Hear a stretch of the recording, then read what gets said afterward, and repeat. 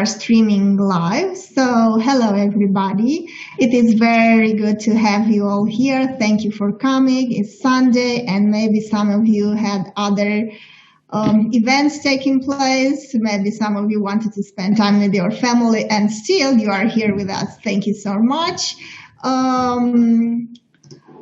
We invited today Albena Azmanova, a person and a professor of political science at Kent University that we had on our show before. She is known for her involvement in 1989 uprising that took place in Bulgaria.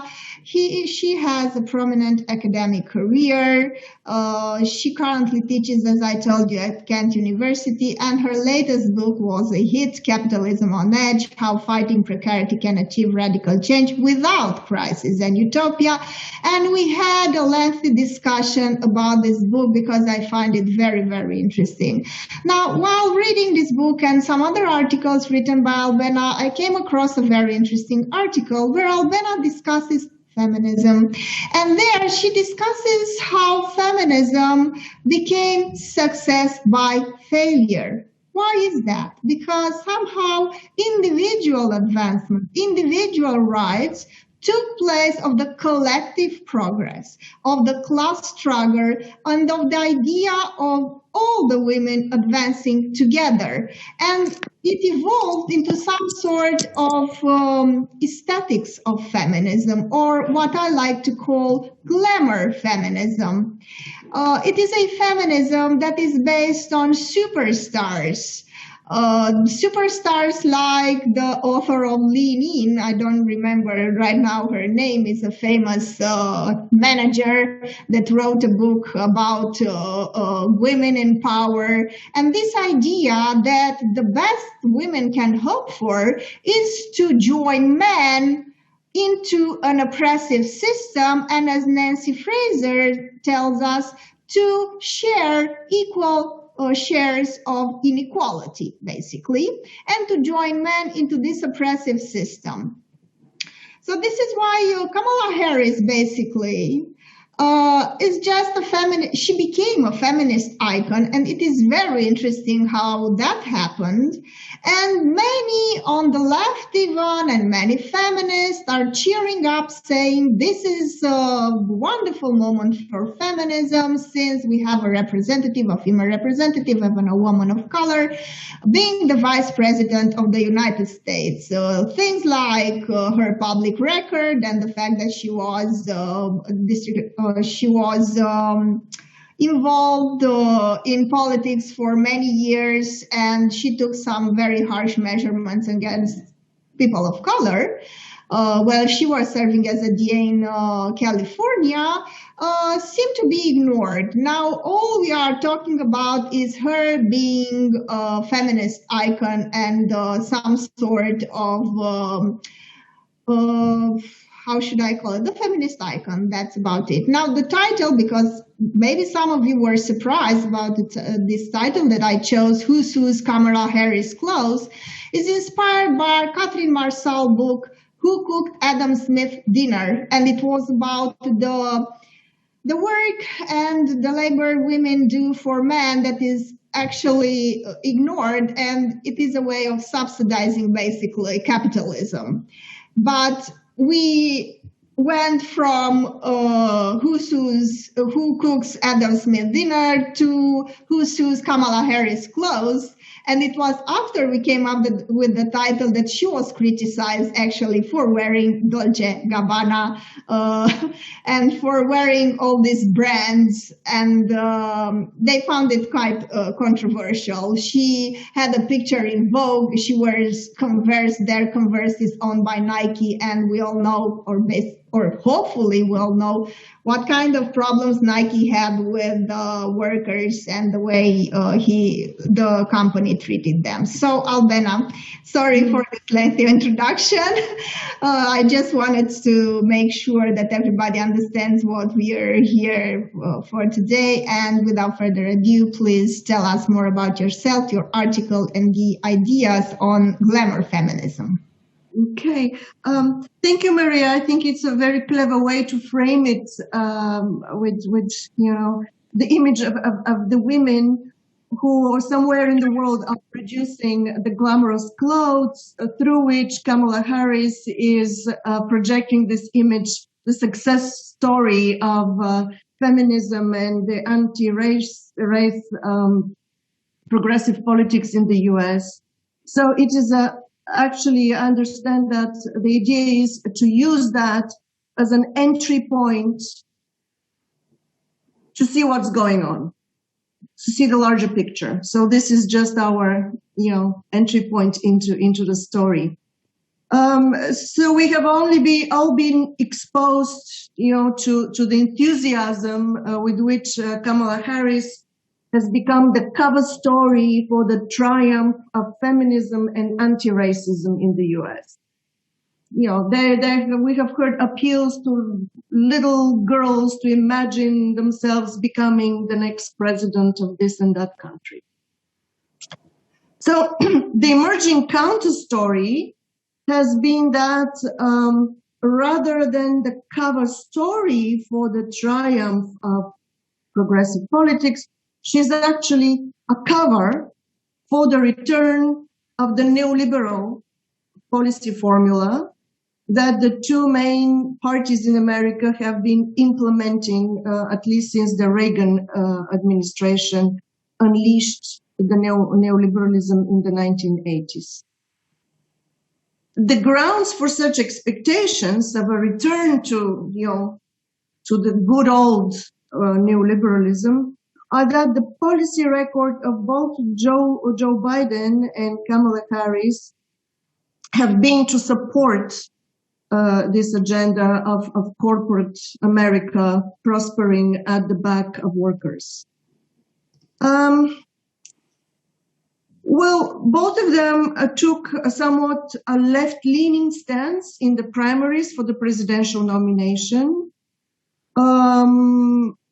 which contrasts with their conservative record in terms of policy implementation previously.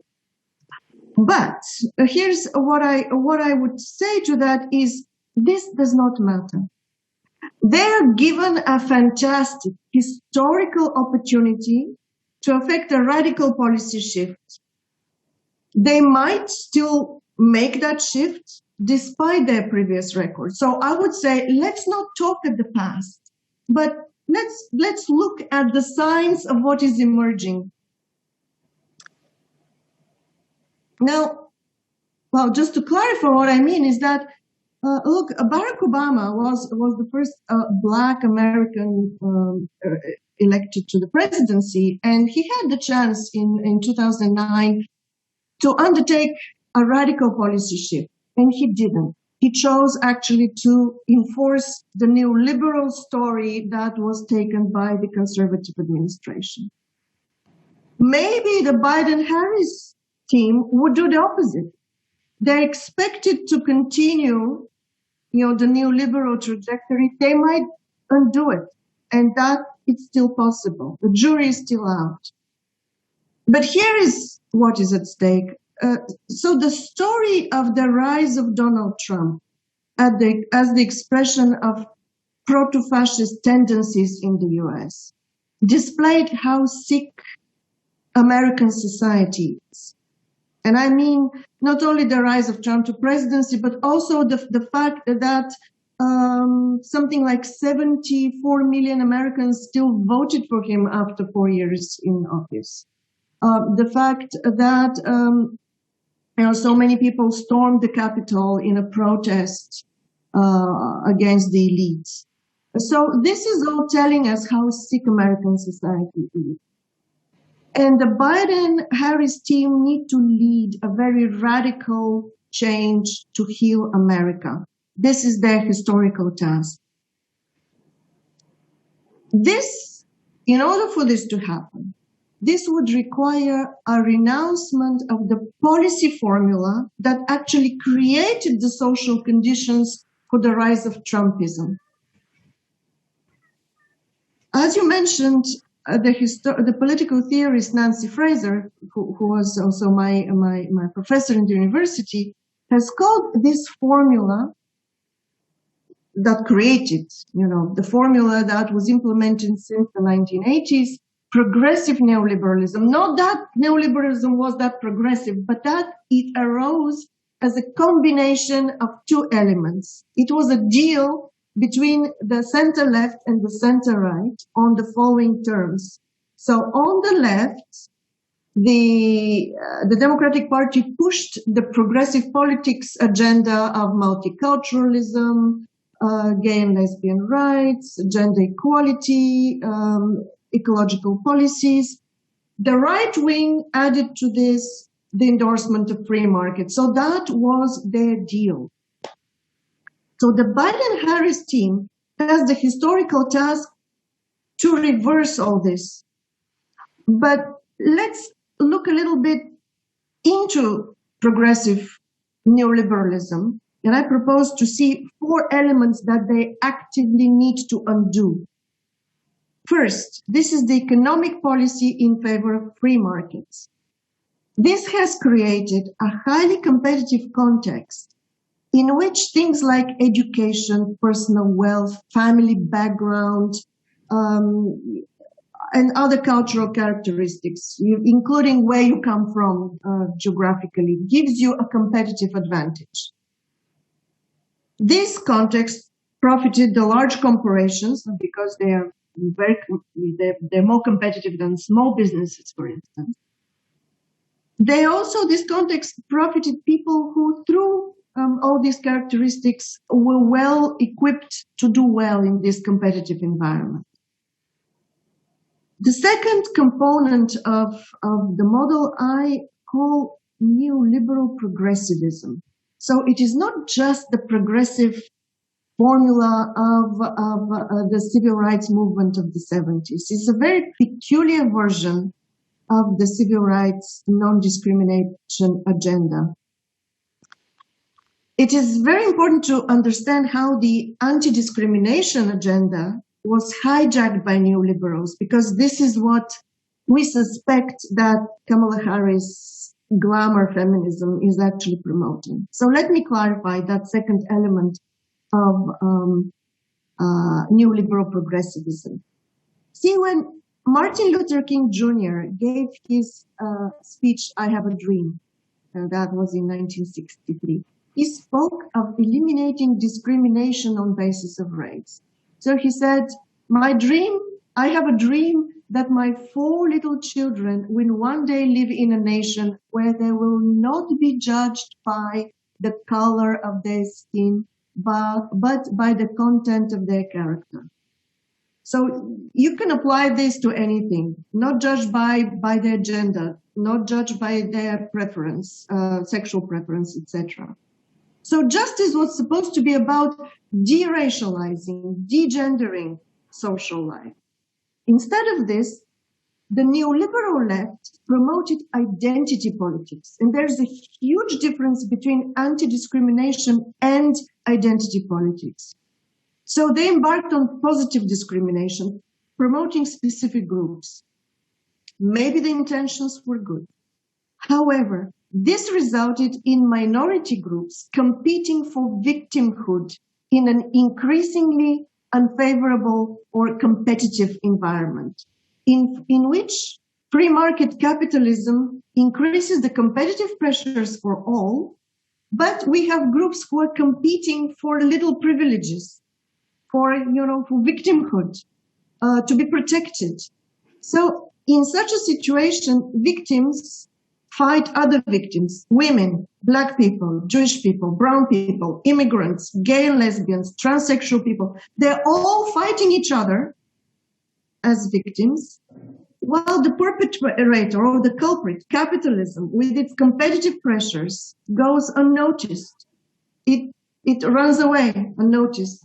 So it is in this way that neoliberal progressivism is not only compatible with capitalism, but strengthens it. So identity politics is a form of hijacking the non-discrimination agenda of the 70s. And it is actually strengthening capitalism through it.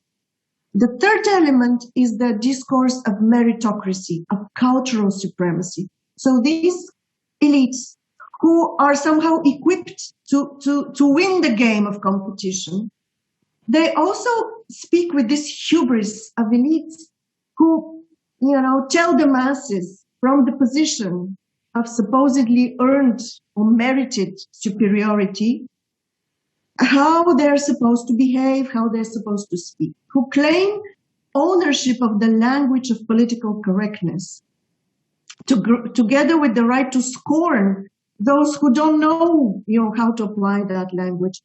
And sociological surveys have showed that those who vote for Trump, the Trump vote, were particularly annoyed by that posture of elite hubris, because it implied an insult that common people were too stupid to know, or they had to be told, how to speak, what to think, etc. So this is the cultural, I call that the cultural supremacism of the elites. And the fourth element of this, the neoliberal form of capitalism, is the stress on personal effort, on individual responsibility, on personal success. Typically, Barack Obama, already during the presidential race in 2008, he advised Black Americans, he said, brothers should pull up their pants, as if all that it took, to succeed in life is to get your act together, make an effort to succeed. And as we know, the lowering of the pants has to do with, it's a gesture of protest against the incarceration of Black people. The pants are hanging because they're taking off their belts like in prison. So it is a gesture of rejection of structural racism. And instead of that, they're being told to get their act together and make a personal effort. In terms of feminism, so this has all shapes up neoliberal feminism. It urges women to lean in, to make an effort, to play the game of the rat race together with men, to be successful in the labor market, to learn the tricks, make a personal effort, make a personal success story. And I have argued that in this way, rather than joining forces with the working class movement, which was indeed male-dominated, for the liberation of labor from capitalism, from the rat race, women, in fact, gained equality and inclusion within a very nasty game. Inclusion within this system, but they won that empowerment by surrendering to the logic of the market economy, with all the negative consequences we're very well familiar: alienation, self-exploitation, destruction of nature. So they missed a historical opportunity to join forces with men to change the system. So instead of doing that, they started competing with men, weakening, in fact, the struggle of people against, against capitalism. So curiously, the neoliberal formula of feminism that competes with men for place for equal treatment within the rat race also accommodates elements of the traditional conservative image of being a woman. So women are playing a decorative, subordinate function to male success. They have to be sexy, cute, glamorous, personally attractive, because these are all tools to compete with other women. So this is all tools to compete, to be successful in the competitive pursuit of profit. So these are features, this cuteness, personal appeal, features women exploit to get ahead in a very highly competitive environment in which men still call the shots. So there is a very interesting accommodation between the neoliberal stress of women to make a personal effort to succeed and the conservative, the old-fashioned female appeal based on sexuality and cuteness and kind of subordination to in supportive role. So I'm saying all this because the Biden-Harris team needs to lead an effort to demolish all four of these elements of neoliberal progressivism. Let's remind ourselves which are they. Pre-market capitalism, one. Two, identity politics. So replace identity politics with genuine anti-discrimination fight. Second, meritocratic, that's the third. Third, meritocratic hubris. And fourth, individualism, or the stress on individual responsibility, individual success. So I've been looking for signs. It is still early on. Maybe they will be able to do what history calls them to do, what history gives them a chance to do. The jury is still out, but I'm sorry to say that Kamala Harris has so far shown spectacularly poor judgment.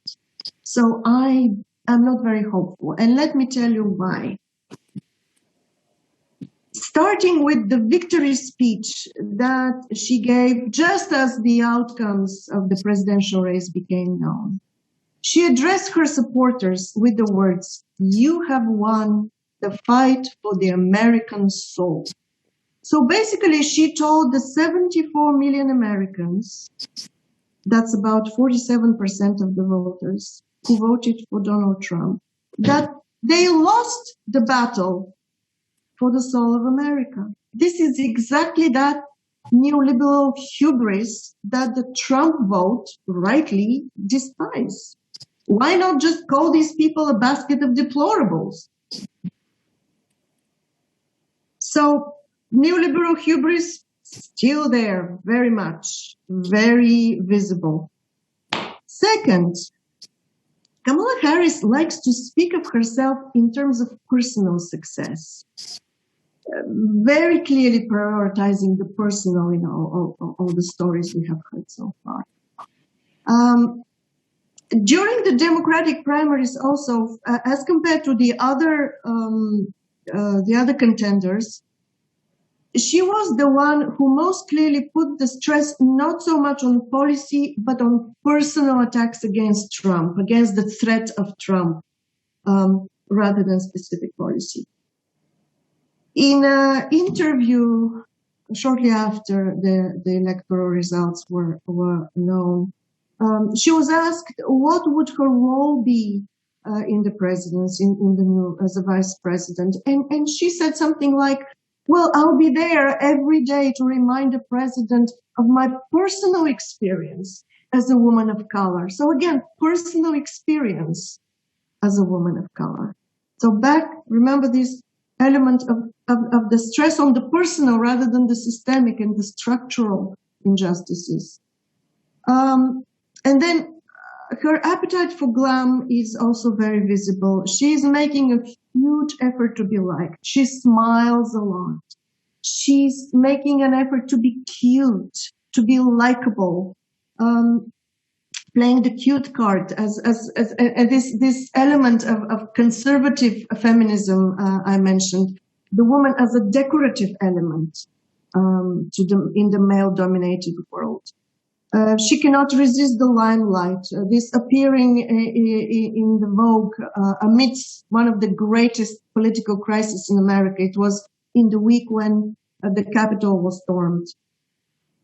So the racial minority glam was very much on display, and I bet books would be written on that soon, at the inauguration when her nephew showed up in sneakers. So that could be interpreted as a slap in the face of elites. So yeah, you show at inauguration it's sneakers, right? It's a protest against the dress code of the elites. But it turns out that those were $2,000 Nikes, which equals 275 times the federal minimum wage per hour. The federal minimum wage is $7.25. So this is really, in my understanding, very symptomatic of this kind of neoliberal glam that is part of the problem, certainly not part of the solution. So, but I was, thinking also that there's good news in all of this. Want me to tell you what the good news is? How can it be? How can be a good news in all this? Well, when Margaret Thatcher in the 80s launched the neoliberal agenda, it became clear that women can be very good at doing bad things. When the first Black president, Barack Obama, did the same, it became clear that Black men can do bad things. Probably it will become clear that Black women, Kamala Harris, can also very well practice very terrible policy. And this will finally, probably liberate us from the dogmas of identity politics that are only serving the game of rampant capitalism. And finally, we will focus on what matters, on class, on the way we produce and live our lives, and bring us back to this degendered, deracialized humanism that we all need, to treat each other with dignity.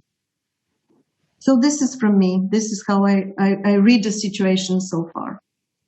Oh, thank you so much for your talk. Hope our viewers and those here with us in the meeting find it interesting. I find it very interesting, and there are important things to say. We are not raining on anybody's parade. I mean, if you want to be happy that finally a woman of color is vice president, then be happy. There's no point in saying you shouldn't be. But let's not forget what this means in terms of actual progress.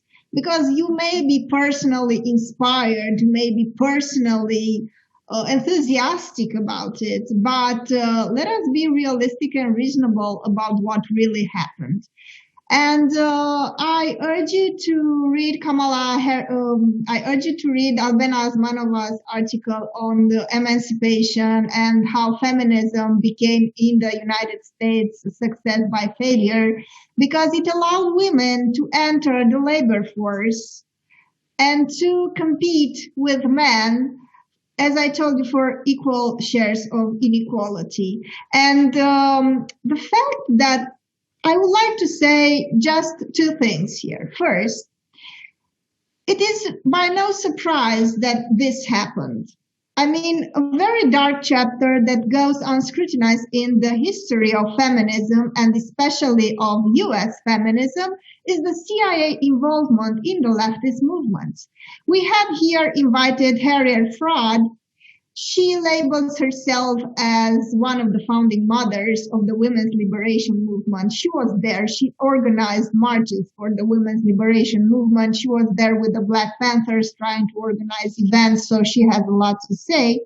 There is also an important book that was written about a very interesting CIA operation. It is called The CIA and the Congress for Cultural Freedom in the Early Cold War, that was written by Sarah Miller Harris and was published by Routledge. So a very serious publishing house that publishes this book on how the CIA, through this operation that is called the Congress for Cultural Freedom, advanced that type of progressive politics that suited the elites, advanced that type of feminism that was in the best interest of the elites.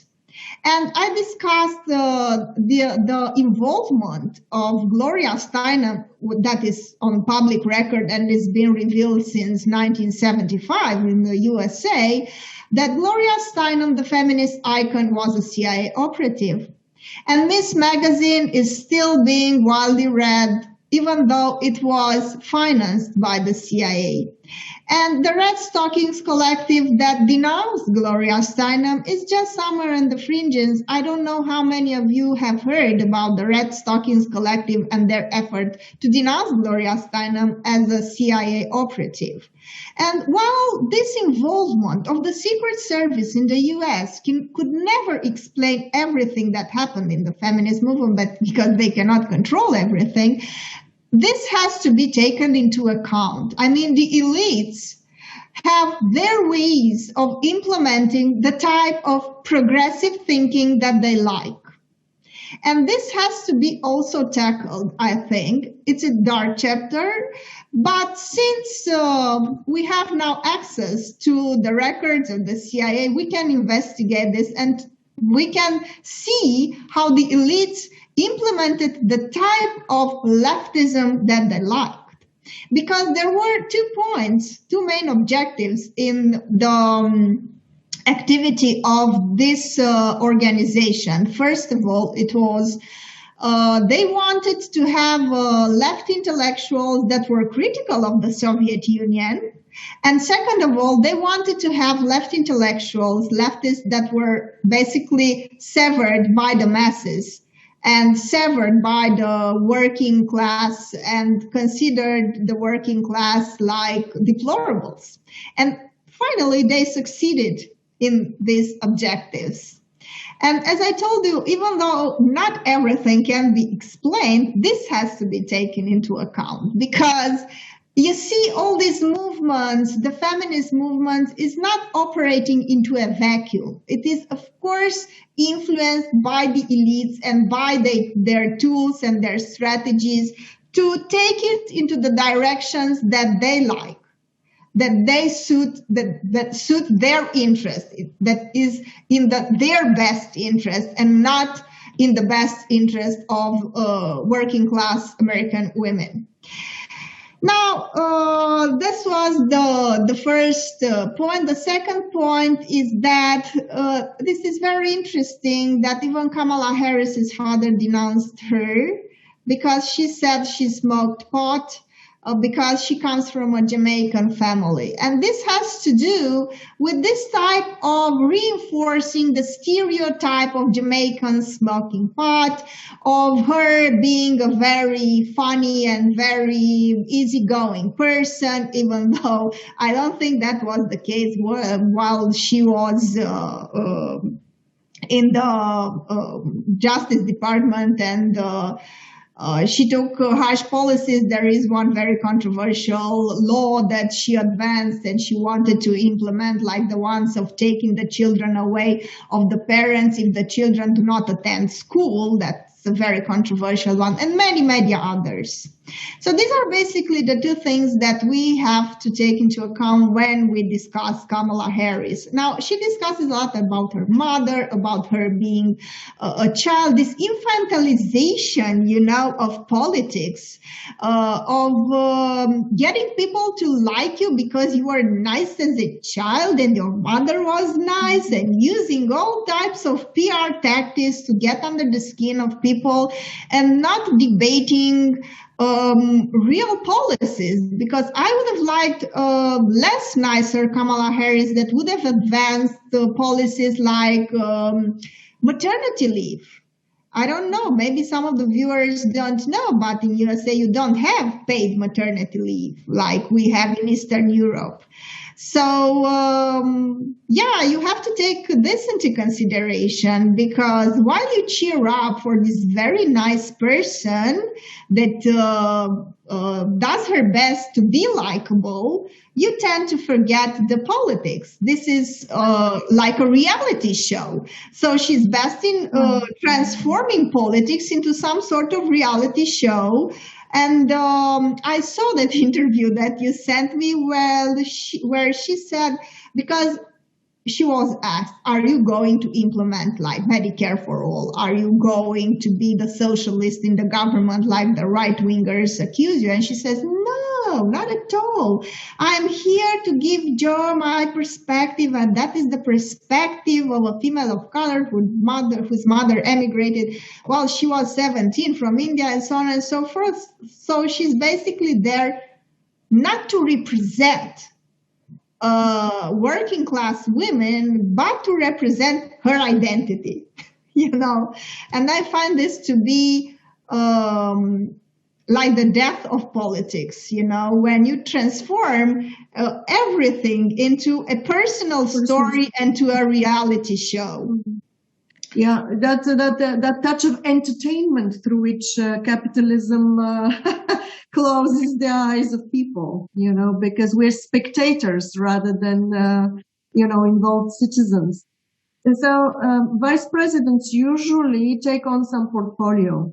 She has not taken any portfolio. She's really pushing a personal story, the face of anti-racial and feminist victories, but she has not engaged yet with any specific policy, and that is really typical of this kind of feminism that in fact weakens women.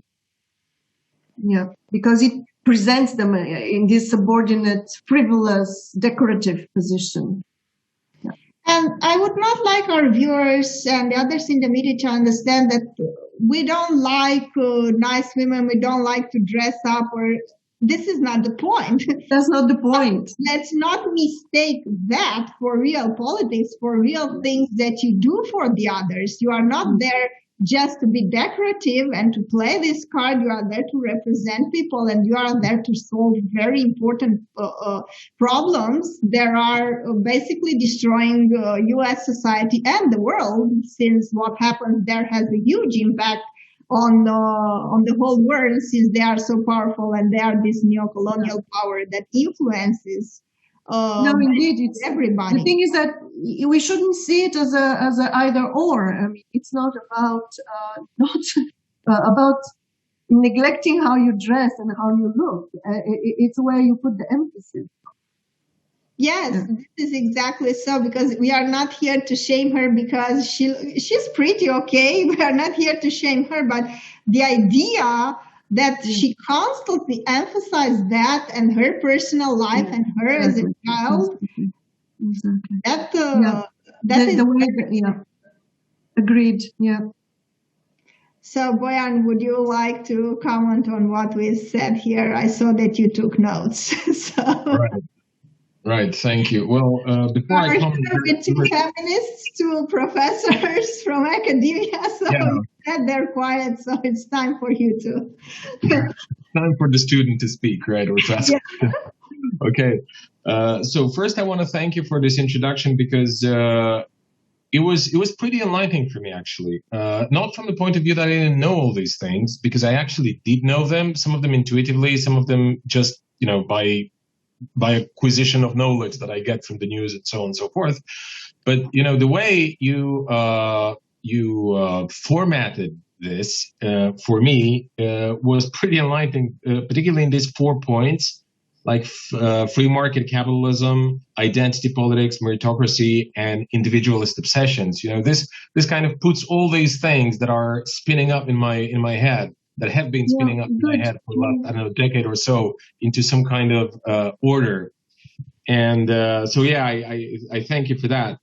And on the other hand, it gives me the kind of feeling that when I come to think, for example, about the Polish left, and I'm based in Poland, okay, that's maybe important from the point of view of what I'm commenting on right now, is when I come to think about the Polish left, and all these 4 four elements that you listed out, they're checked off. They are all these things, So, and here's an explanation why they keep losing. And it's not only in Poland, of course, it's pretty much all over Europe. But that's, of course, a different conversation entirely. What I want to say is, I like what you said about Kamala Harris individually, in a way, about her personality and about what she demonstrates, about what she emphasizes, because I think that as much as I don't like, of course, speaking about people, I like to speak about processes. I like to speak about phenomenon. I like to speak about events, okay, that are sort of part of a schema, okay. But this particular thing, this particular person, Kamala Harris, she's just begging for it. Okay, because with all these T-shirts, I was that little girl, this self-centered attitude, this, narcissistic exposures that she, and obviously you said it yourself, she likes the glam. Okay, so she loves to be photographed, to be all these things. And I kind of come to think that it's actually important to also make it a part of the political analysis of why Kamala Harris actually became the vice president of the United States. Because let's think of the history of her nomination, if one could, describe this process as a history. So she basically had no chance. Okay, once she was confronted during the discussion, during the primaries in the Democratic Party, okay, before the nomination was granted to Joe Biden, or was won, as some would argue, by Joe Biden, then, she had this confrontation, a pretty famous one, with Tulsi Gabbard, okay, the Democratic congresswoman from Hawaii, where she, on live television obliterated her. Okay, she destroyed her, and that was pretty much the end of Kamala Harris's run. So what does it mean? And her ratings fell down to 1%, 0.5%, or something like this. It was a game over for her. So in fact, what must have happened afterwards, and of course I have no, secret information. It just the logic of the circumstances says that she must have been handpicked afterwards to just become the vice president. Okay. And I think that partially it could be exactly because of her personality, because she fits perfectly with her attitude to herself. And also, you mentioned her father, and I looked up her father, and her father has a pretty decent record. I don't know if you know that, but he was some kind of Jamaican socialist, labor leader. I don't have the information right in front of me, his biography. I just remember my kind of impressions from the moment when I read it.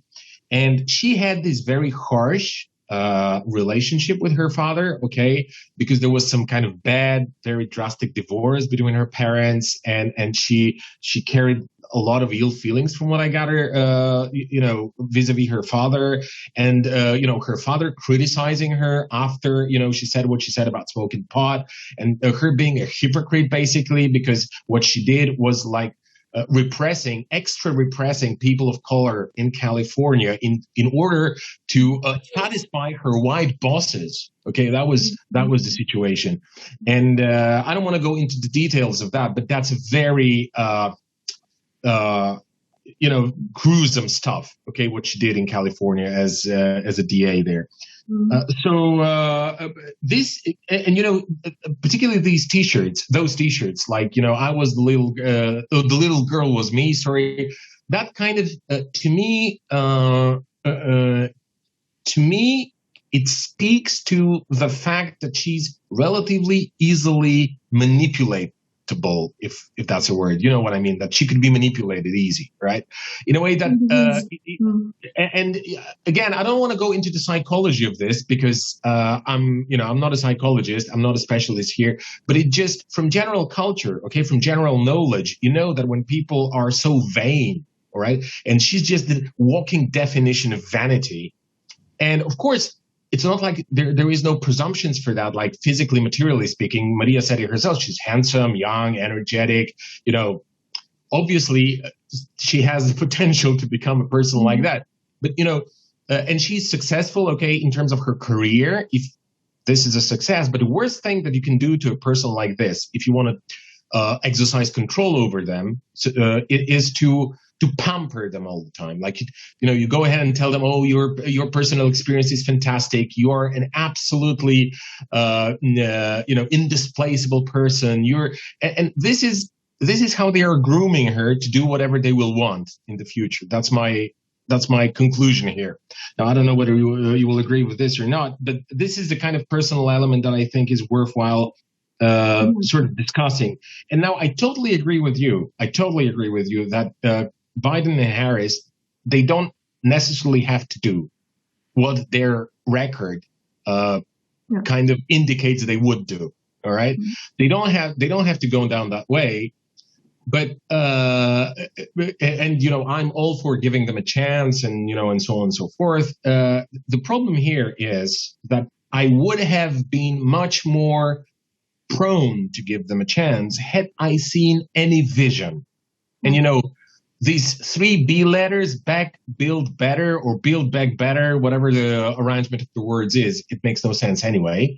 This shows that they have no idea and no vision. Okay, unfortunately, and this is the most saddening element here, is that when I look at Joe Biden, I not only think of the gerontocracy, of this late Soviet gerontocracy. Okay, when it comes to office and all these things, they are very similar, really, and in terms of aesthetics and attitude and the kind of worldview. But also, I kind of tend to think, I just can't help but think about von Papen in Germany, who right before Hitler came to power, he was like, no, everything is going to be okay. We're going back to the ancien regime. We're going back to the old status quo. Don't worry, things are going to be as they used to be. Well, I don't think so. I don't think they're going to be as they used to be, because too many people are angry. And as much as I agree with many left-wing philosophers and sociologists who say that we should not really be so happy about the popular anger all over the world, because anger itself doesn't solve many things, okay? But it definitely can influence the class balance of forces, okay, no matter where the anger goes. And this is something that, this disbalancing of class forces, Kamala Harris and Joe Biden, they will have to contain this. And now, generally speaking, historically speaking, maybe I should say, capitalism has 2 ways to go in this critical moment that we are in. Like, it could either give some concessions to the working class and become slightly social democratic, or at least less barbaric than it is in America. Okay, that's what Bernie Sanders advocated for, right? And so there is a tendency for that. Or it could, become this uncontrollable fascistic, proto-fascist, you name it, right? Which movement which easily gets out of control and does all kinds of stupid things, led by all kinds of idiotic conspiracy theories, like the guys that breached the Capitol, okay, on the 6th of January. So I think that there's the major problem here is that they don't have a vision, or if they have, their vision is let's roll the clock of history back, like some 4 or 6 or 10 years. And unfortunately, and I agree with you that Barack Obama, he had a great chance. And I believed much more in Barack Obama than I believe in Kamala Harris or Joe Biden, because Barack Obama, I remember the snippets that I've seen on the TV back then from, the great gatherings on central squares of the major cities across the United States, where people were cheering like it's the next Hugo Chavez. Okay. And he was really empowered by that. And I was very careful. I really carefully have observed at the time how things developed. And I just saw that at the end of his first term, he gave up on everything. He squandered all of that. Yeah. Yeah. So he gave up on everything, including, which was most hopeful for me, foreign policy, because he actually brought Russia and NATO together in Lisbon. I think it was 2000. I don't want to get into the dates because I can't remember. I'm not very good in chronology, but it was a very important thing. And then, at the end of his first term, things changed drastically, and he just gave up, in my opinion, on the kind of empowering maybe independence, bits and pieces of independent agenda that he had. Anyway, so I'm kind of doubtful whether Kamala Harris and Joe Biden could do anything. But of course, if they do, prove me wrong. I'd really be glad to be wrong here. Okay, and on the question of what should they do, you're totally right, and I couldn't agree more with you, Albena, when you asked the question, what should they do? And it's so obvious what they should do. First of all, we're in the middle of a deadly pandemic, which exposed the most barbaric feature of the American capitalist system, which is lack of popular health care. So the first thing they should do is they should enact a single-payer healthcare act. That's what they should do. But of course, they don't seem to be very eager to do that, right?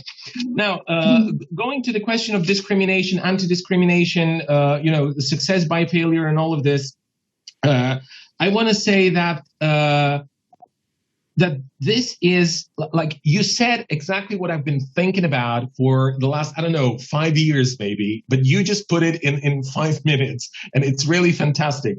It's like the question of this victimhood competition. I see it all around me, okay? And it's all these groups that you listed out, right? You said women of color, transgender people, Jewish people, or whatever. And, we, the left, okay, we have a universal solution, okay? We want to offer it for debate, a universal solution, the global emancipation of the working class and so on and so forth, and establishing a kind of egalitarian society. But no, that's no deal. That's not interesting, because they want to compete, like who's better, who can, get a bigger cut of the cake, or the bigger cut of the small part of the cake. Of the small part, of the leftovers. Yeah, the leftovers. The crumb. You're totally right. And, you're totally right that, women can be evil, black people can be evil. And I remember a couple of weeks ago, we spoke to an American Bulgarian academic, Arto Artinyan, who teaches in New York. And he said, at the time, they were still contemplating who's going to be the defense secretary, and it was going to be this black former general at the time. I don't know if he actually became the defense secretary finally or not, but that doesn't matter. And he said, look how primitive the American politics have become. It's going to be fantastic, because we're going to have a black person, bombing countries halfway around the world from where he's based. And this is somehow a success. All right. So I definitely feel that this is becoming more and more obvious. Only the problem here, preventing us from actually noticing that it's not what we should focus on, whether the person perpetrating war crimes on behalf of the American establishment is black or white or Jewish or whatever, or transgender for that matter, we should not really pay much of an attention to that. But the problem is that we are faced with a huge propaganda machine, and I think we have to acknowledge that, because it's really great, these PR tricks, okay, which are being played with us all the time. Unfortunately, it does bear fruit, and we definitely need to have at least some kind of organization when it comes to the discourse. We're going to be combating this sort of weird phenomenon, okay?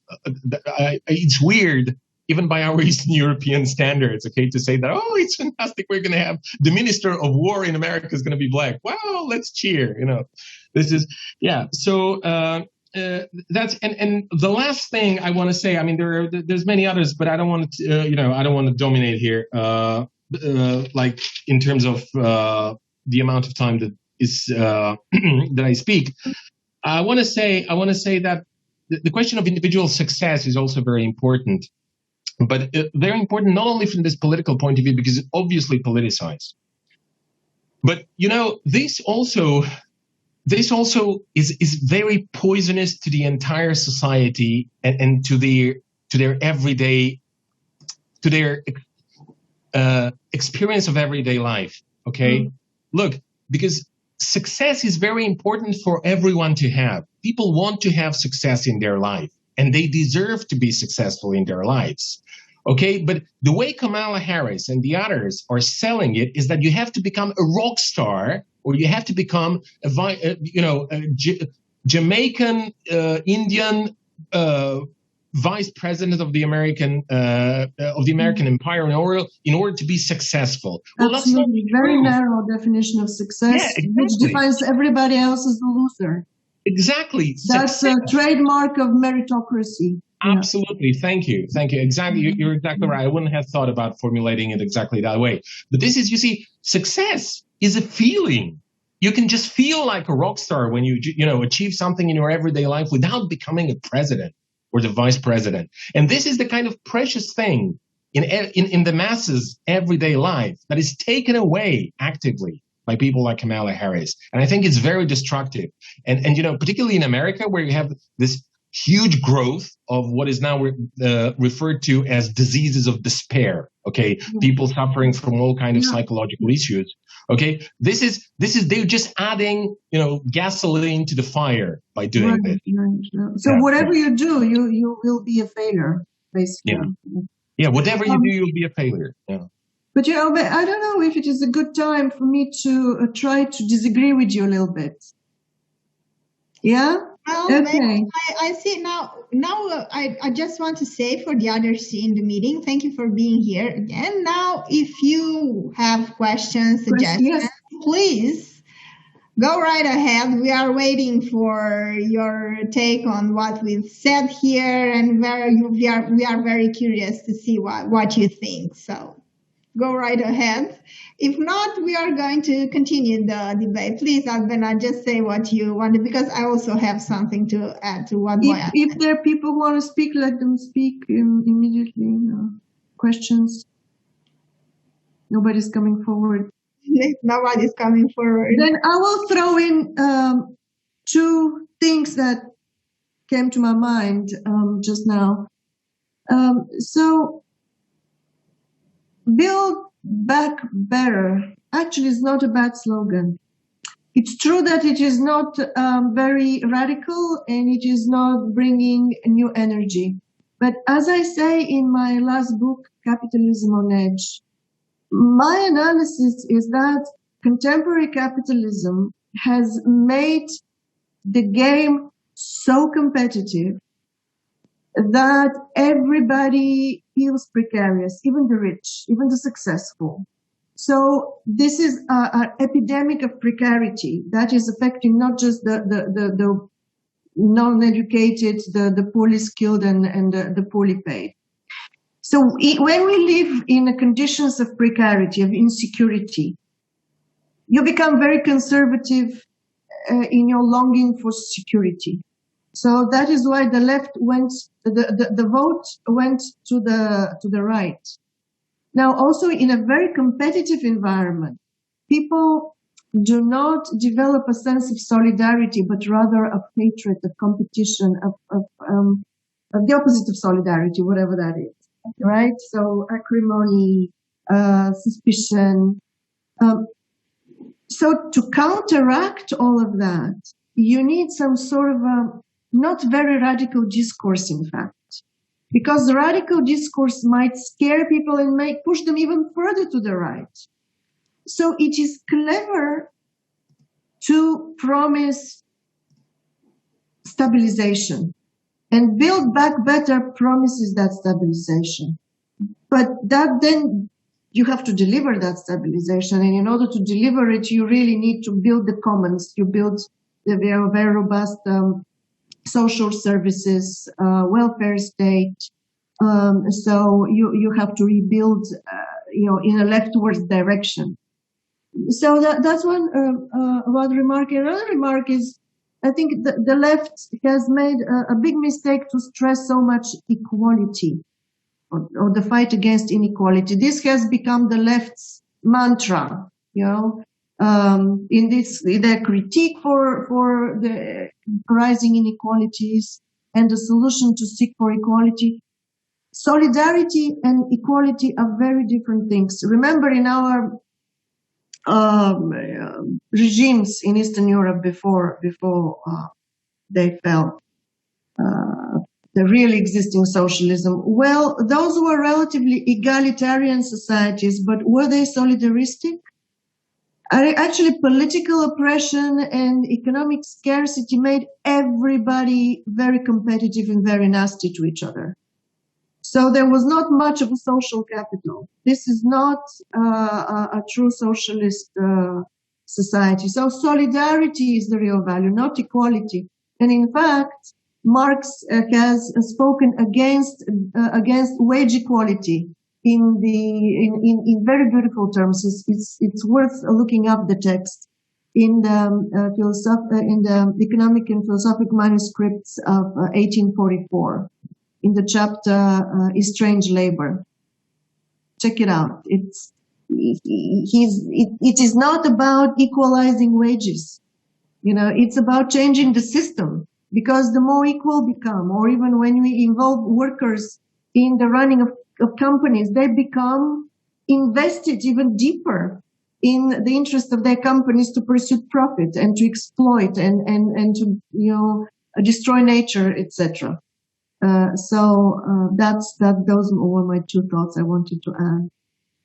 I want to say also something. Now, they said, the Democrats said that they are going to have some sort of relief plan, and they want to give people money. Now, the problem is that they are going to borrow those money, and they are going to borrow the money from those who are already very rich.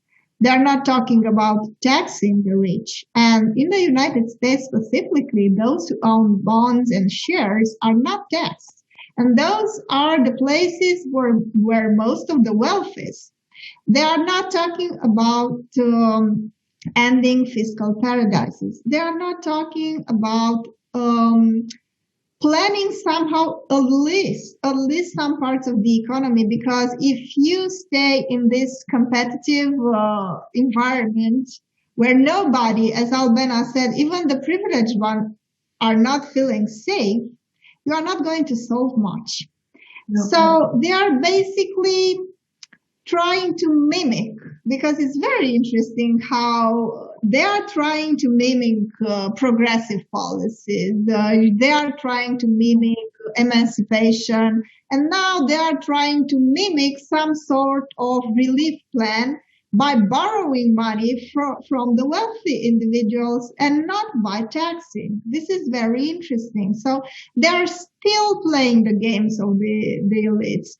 And since you said, well, the jury is still out, just look at the most recent measures that they took. They want to have a relief plan, and they want to have it by borrowing money. And I think this is economically very controversial, if not suicidal. I mean, tax where it has to be taxed. And of course, plan a little bit, because you see, when you have things planned in a way that is not based on the pursuit of profit, but the welfare and the goal of serving the mass of the people, you may have some results. Otherwise, you are just patching things. You are just finding a solution right now, and then it's going to blow up in your face, because borrowing money is not the solution right now. And they don't have to look far. If they look what Roosevelt did when they had the crisis in 1929, he taxed the rich. I mean, he did not base his policies on borrowing from the rich, but on taxing the rich, even though they didn't like it. And they fought ever since to undo what Roosevelt did. So it's a historical moment, and they are still trying to come up with tricks and not real solutions. This is the first thing that I would like to say. Now, the second thing is that, as I told you, we might be happy for her personally, and it truly is inspiring. Let's not to be hypocritical here to see a woman of color in that position. It makes you feel good, okay? It's a feel-good politics. And we must, in a world that is so pessimistic and perspectives are so bleak, even a small ray of hope is important. But on the other hand, my fear is, and I don't know if you share this anxiety, that this does we are at the point where this type of tricks are going to play a role against us, and this type of mimicking feminism and women's advancement is going to do more harm than good, because in the long term, what we are going to see is that this type of person is going to do, as you said, a lot of bad things, and then what? Then what? Well, then we will have to focus on the essential, on securing everybody's. A second Donald Trump that is going to be less crazy and more focused and more dangerous. Right. Yeah. Yeah, that's the likely outcome if the Harris Biden team fails to do what we just spoke about. Yes. So I see that there are we have 15 guests. No one wants to address a question or say something. If not, I saw that Boyan wanted to say something also.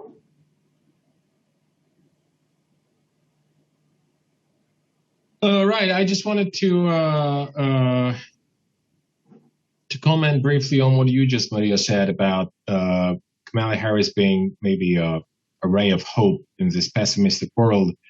And, this is something I kind of want to push back a little bit because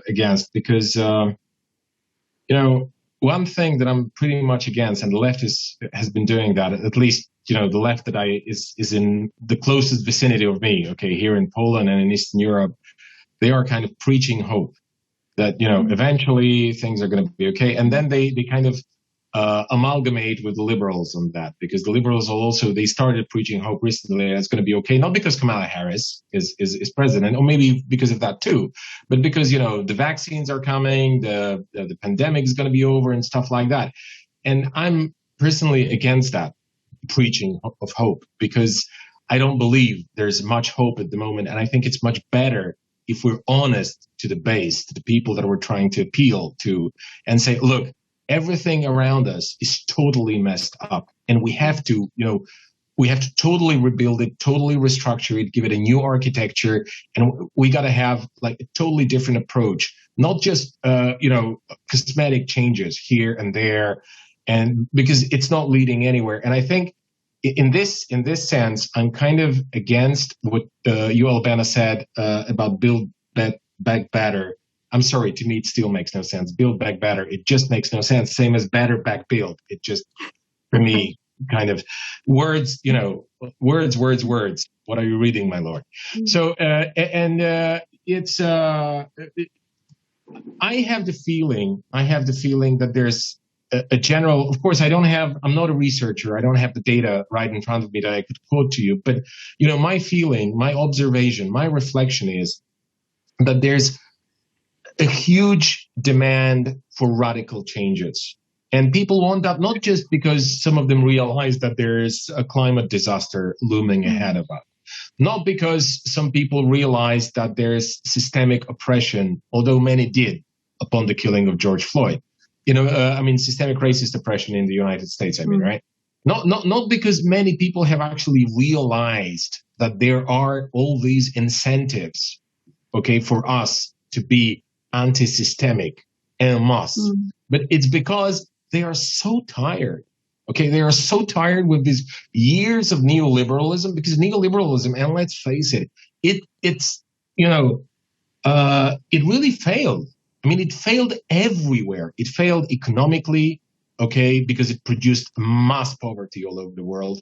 And in places like Bulgaria, for example, or Romania for that matter, it really threw us from, let's say, the second world into the third world, because regardless of the fact that we are technically speaking, in the European Union, we have all the features of a third world country in Bulgaria, okay? So, but that's a different conversation. There is so much, how to say this, well, political capital maybe, for preaching change and radical change. And the problem that the left has, or we have with the general situation, is that, the right, they took a note of this. They sort of made this observation, okay? And they present themselves, they have been presenting themselves in Europe and in America, and Donald Trump is a part of that culture falsely. And, Donald Trump is a con artist, okay? So for him, it was very easy. But, they present themselves as being anti-establishment forces. And, they really make fools out of us, because you got to be a complete moron to believe that someone like Donald Trump is anti-establishment. He's just, like Barack Obama is the face of the establishment, then Donald Trump is the rear end of the establishment. That's what it looks like. Okay? And this is pretty much the situation. And I think it's much better. So here I kind of disagree with you on this, that instead of appeasing people, I think it's better if the left actually creates another alternative, offensive methodology and propaganda that is just going to be more inspiring to people, because it's going to be real. And not a pack of lies like, Donald Trump and make America great again, or, I don't want to quote other right-wing populists.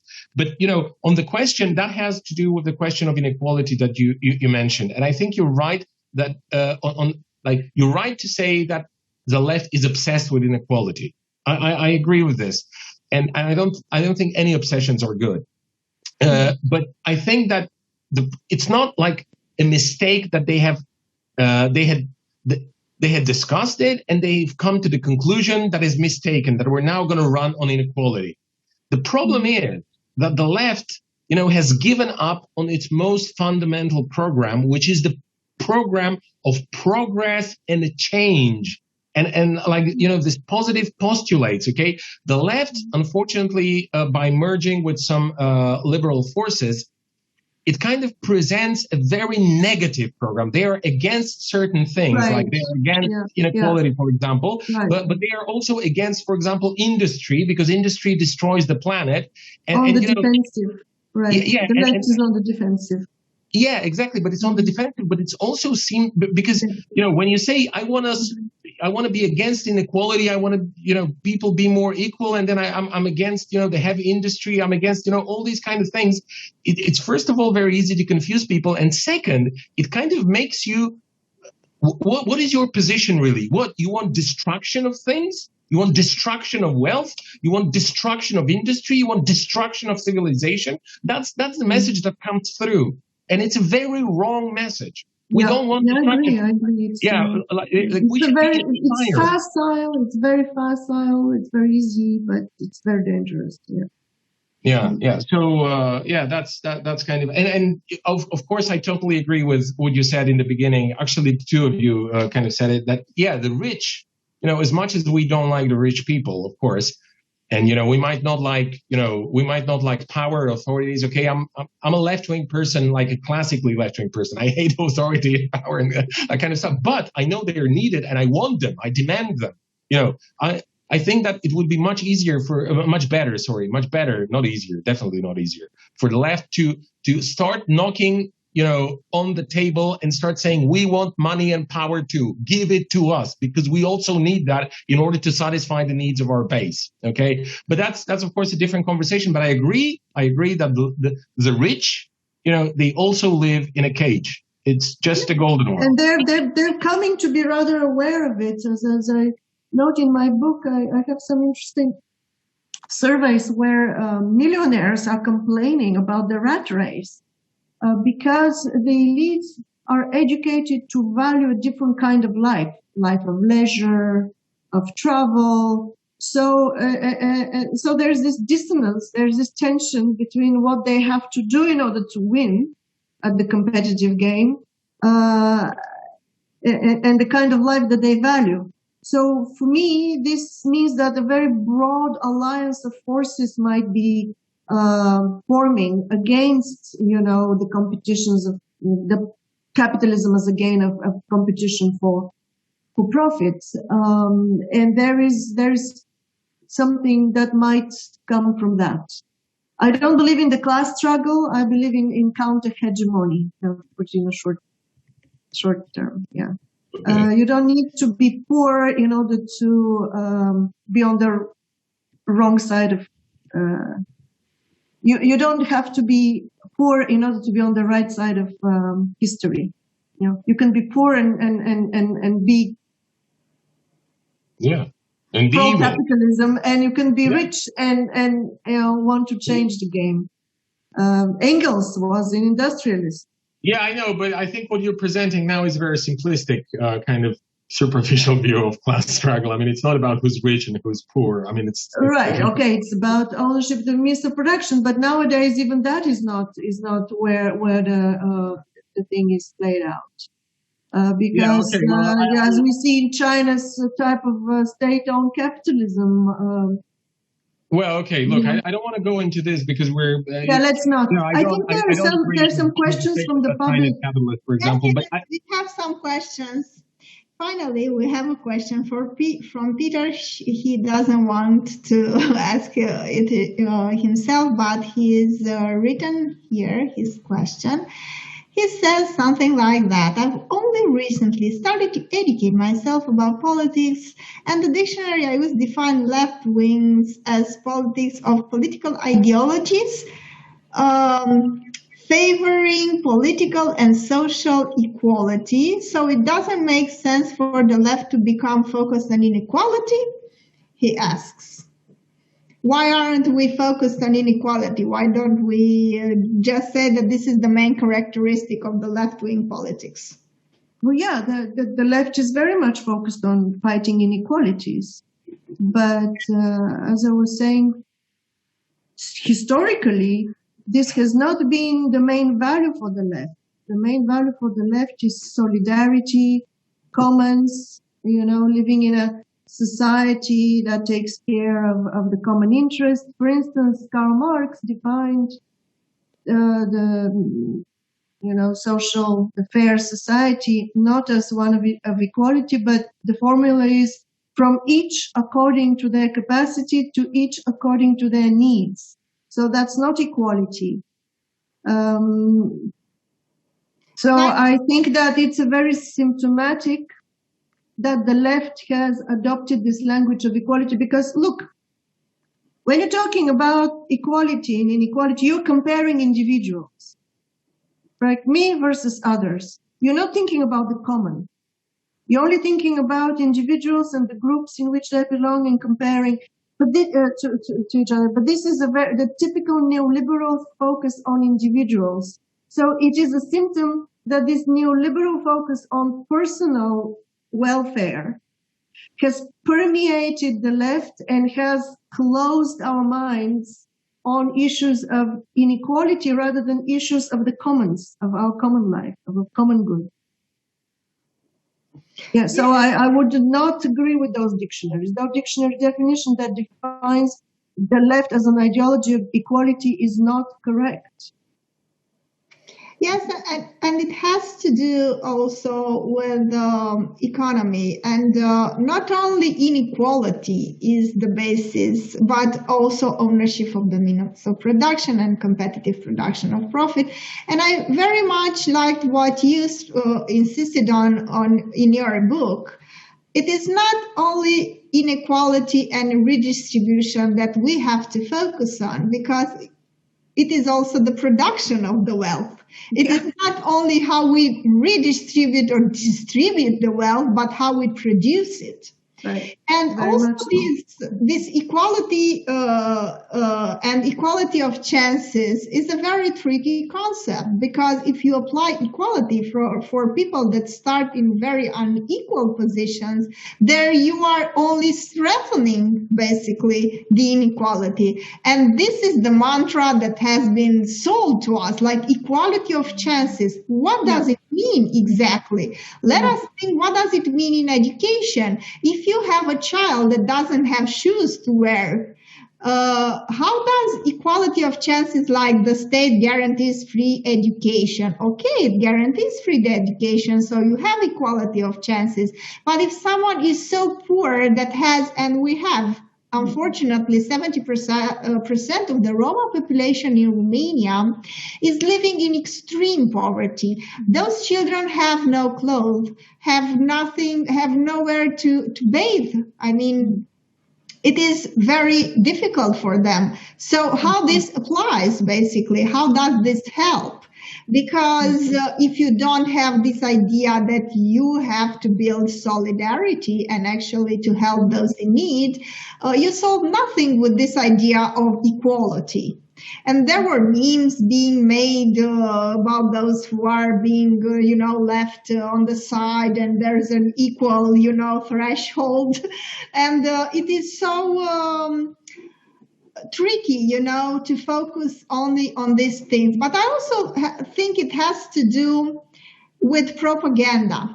We were so much cornered into not saying anything about socialism, solidarity, class struggle. All these words became tainted somehow, and you were easily smeared if you dared to say them out in the open. So the only type of criticism was based on inequality, and I think it was the book of Piketty that basically made it through. So he basically showed with numbers that inequality is rising and that inequality is very dangerous.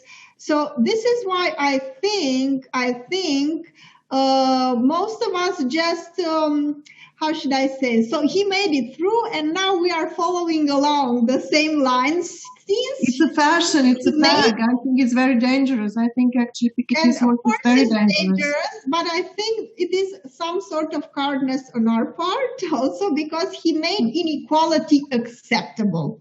You are not longer a pariah if you talk about inequality, yes. But, as an economist, you should know better and mark that there's a difference between poverty and inequality. People suffer not because somebody has more than them. People suffer because, the essentials of life are not secure, like healthcare and education and housing. So you cannot base such important things on a matter of personal welfare. Nobody is rich enough to secure good healthcare for themselves, because that requires a lot of investment in medical in scientific development, in appliances. So nobody is rich enough to secure that. It has to be secured by society. Another question from Stephanie. Can you pose the question? Do you want me to read it, Stephanie? I see that I don't see the chat, so you should read it. I thought maybe you would want to come. Yeah, I can. I'd rather not turn my camera on because it's 10 a.m. in the U.S. and I just woke up. But hi, Albena. I was one of your former students from BSIS. Who's speaking? I cannot see the name. Stephanie. Stephanie, all right. Yeah, I was in some of your classes. Hello.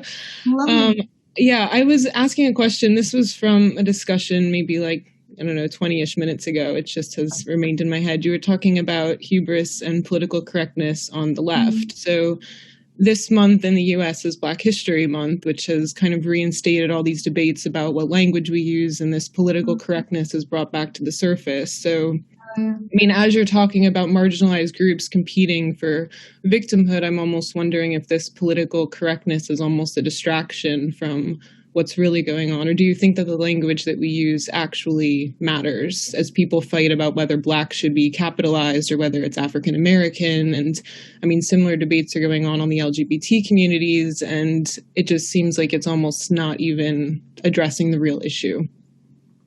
Okay, I think language matters, of course. If you always use an insult to talk to a person, then that becomes mainstreamed, and becomes how people start to be perceived.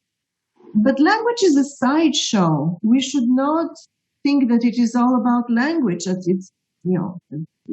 People think that they change the language, they change reality. No, I deeply believe this is wrong. And people should not be felt to be afraid to speak their mind because they don't know whether they should say African American or Black. So that is what a lot of people cannot cope with, and that's very alienating because then only a very small minority of academics know the latest acceptable language and kind of use kind of the dictatorship of that. They're empowered through that knowledge. And it can have very negative outcomes. I think so. Basically, we should relax about language and be less focused on that. Yes, and let us not forget that, of course, language creates reality. Of course, language is power. As Foucault said, now the peace is the war fought with other weapons, basically discourse. Of course, it is important because it creates reality, but let us not forget that it is a tool. And if the tool becomes a means of communicating an end in itself, then we have a problem.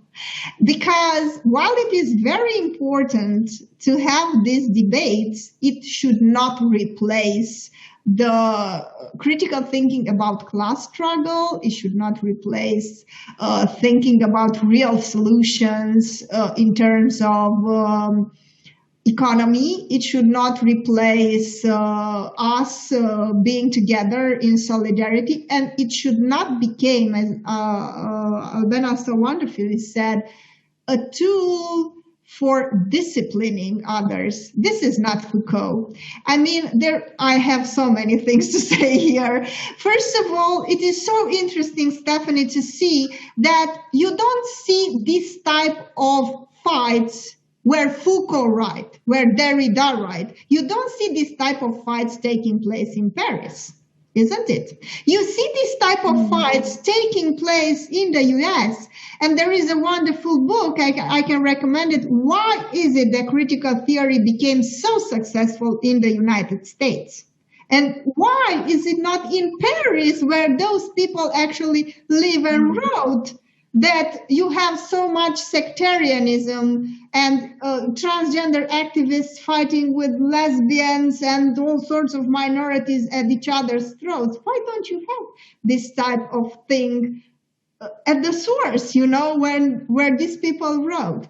And second of all, Foucault was not about disciplining. I mean, he wrote a lot about how language is used to discipline. So you're basically anti-Foucault when you use language to discipline others, because he was critical of that.